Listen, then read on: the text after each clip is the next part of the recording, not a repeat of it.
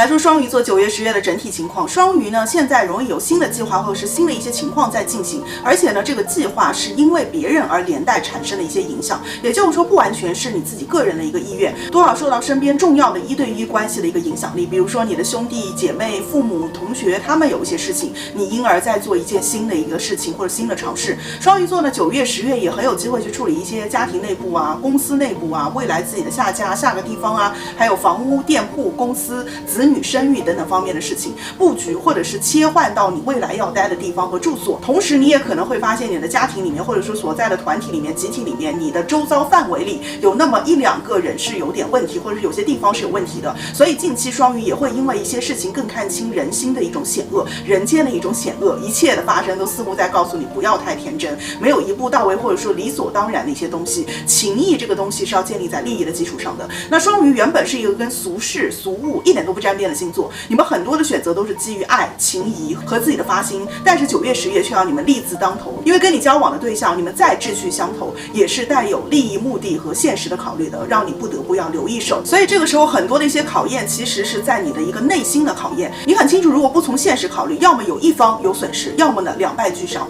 但是呢，整体提醒一下双鱼，就是不要着急。行运这里看到双鱼现在的这个新计划，或者是你渴望达到的一种状态，它是需要一个时间和流程的。你现在觉得有些东西哪都不太好，是正常的，就像盖房子一样，它有一个摸索的过程。快的话，明年2月份之后；慢的话，明年6月份之后，双鱼可以把某一个东西建构完成，是一个比较完善的状态建构完成，或者是完成你必要完成的一些使命和任务，开始能够进入到一个更自由啊，或者是更开心的一个新阶段，到新的地方。那个时候你说，哎，我什么都不管了，我就是想要过我想过的生活，谁都不要拦我，谁都不要管我，是可以的。那今年的9月到10月呢，这个时候双鱼呢还处在一个新的起步的阶段，好坏不一定啊，因为每人星盘不一，有一些双鱼遇到的情形是蛮复杂的，比如说有口舌，跟家人、领导、同事身边的人意见不合啊，或者是纠葛纷啊、诉讼啊等等，所以呢你的身体比较累，或者是心也是非常疲倦的状态。但有的双鱼遇到的可能是相反的，比如说你有一个很棒的合约、项目、合伙啊、投个资啊，或者是有重要的客户啊、重要的贵人啊、很重要的一个任职啊等等，你面对的是一个如果应对的好，能够去有很大的好的转变的机会。所以呢，无论如何你都不敢轻易的想自己怎么样就怎么样，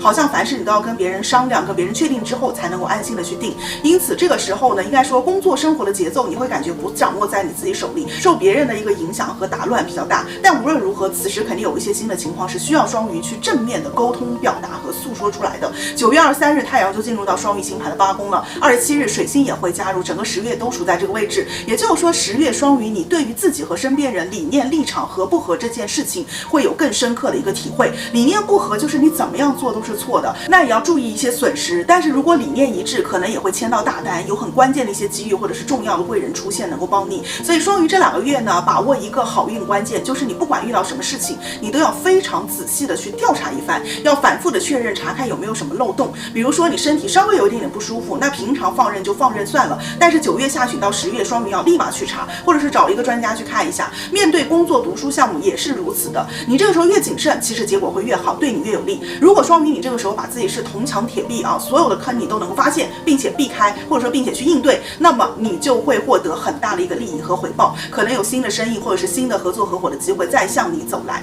因为双鱼这2个月也走了很旺的偏财运，偏财运呢就是有风险的，但是如果应对的好的话，也是能额外白捞不少财或者是不少好处的。比如说你帮别人一下，别人肯定给你的回报是很大的，可是这个地方有一个考验的前提，就是眼力的考验。双鱼你要判断得出来，这个人值不值得帮，这个事或项目值不值得投入付出，这个人值不值得信任等等，这个是走偏财运时的风险所在。因此呢，如果双鱼你有漏洞没有及时发现，或者是及时的去补救应对，那可能就会有损伤，这点是需要去注意的。包括你过去所做的一些事情，要是有一些差错或者是有些隐情，那这个时候就要小心，可能会被人翻出来或者是揪住，会让你赔偿啦，或者是给你搞一些事情啊，给你穿一些小鞋等等的。但是也不要紧张啊，你都看了这期内容了，我肯定会给你指一条相对的明路。吉星金星呢9月那一周就进入到双鱼座星盘贵人和迁徙的宫位了，这代表至少有2种方法可以去应对你的一个情况。一是找贵人，那这个贵人特点是一定是比较专业的，或者是学知性比较高的专家啊、学者啊、老师啊，或者是远程的、远方的、非你身边亲近的人的。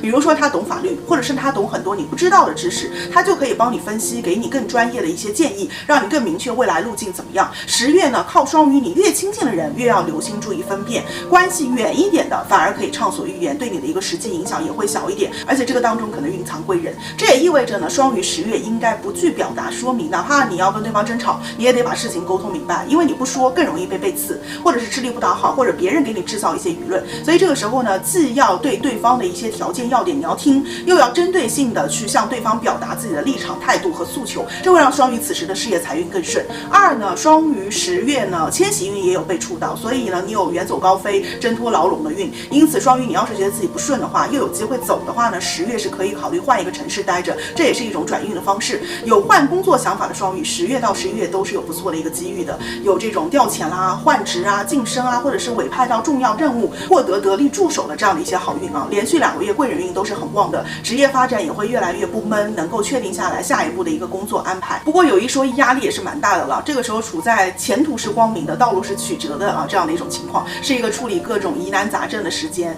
爱情桃花方面呢，有危险的，或者是让你有一点点上头魅惑的桃花出现啊。那如果你是有伴侣的双鱼，需要增加自己的把持力，或者之前你不愿意曝光的一些感情关系，这个时候容易曝光或者被人拿出来说。那伴侣之间好的地方是火花四射啊，就立子女运。需要注意的是火花别太过头，就变成了争吵或者是伤害了。单身的双鱼呢，10月往外走，往远处看，桃花运会更好啊，也有机会研究一些东西，思维和眼界会大大的开阔。对于家人或者身边人的一些因果缘分，或者说对前任的一些缘分，双鱼也会有新的一些领悟和看法，放下一些执念，不再纠结啊，这也是好的，也利于你们的一些关系发展。美容减脂呢，双鱼这个时候容易有比较激烈的这种手段去让自己变美。那10月呢，其实有机会更科学的瘦和调理自己，或者是有专业人士指导和帮忙，你没有那么盲目了。下半身可以作为这个时候你们研究和雕琢的一个核心啊，稍微变一点，可能就挺不一样的，有比较大的一种变化。那祝所有双鱼座9月、10月吸涕若厉，不做懈怠，时刻准备有备无患，好运啦！我是爱聊范老师，用星座心理学一起更好的指导自身生活，拜拜。